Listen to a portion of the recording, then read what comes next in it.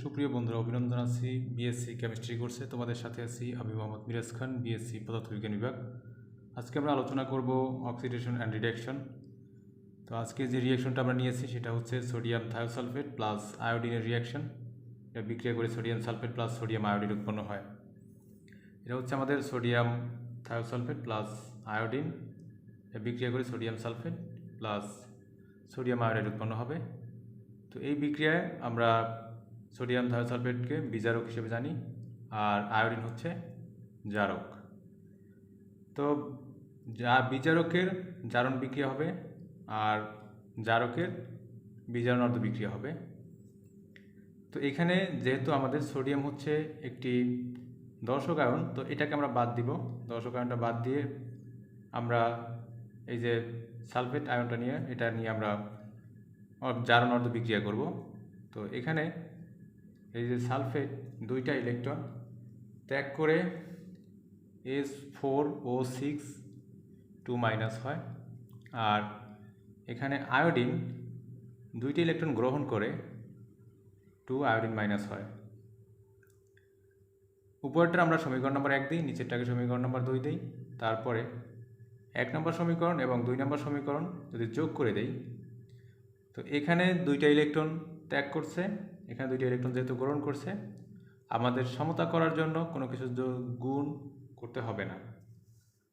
তো আমরা 1 নম্বর সমীকরণটা নিলাম এবং 2 নম্বর সমীকরণটা নিলাম, স্বাভাবিকভাবে যোগ করে দিলাম।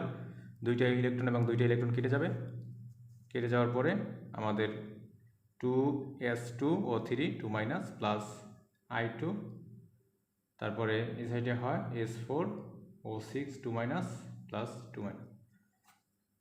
এবার এগুলো হচ্ছে আমাদের আয়ন। তো এই আয়নগুলোকে এখন সমতা, যেহেতু আমরা আগে দর্শক আয়ন বাদ দিয়েছিলাম, সেই দর্শক আয়নগুলো এখন দিয়ে আমরা এই বিক্রিয়াকে পূর্ণ করব। তো বিক্রিয়াকে পূর্ণ করার জন্য প্রয়োজনীয় দর্শক আয়ন আমাদের কী ছিল? সোডিয়াম।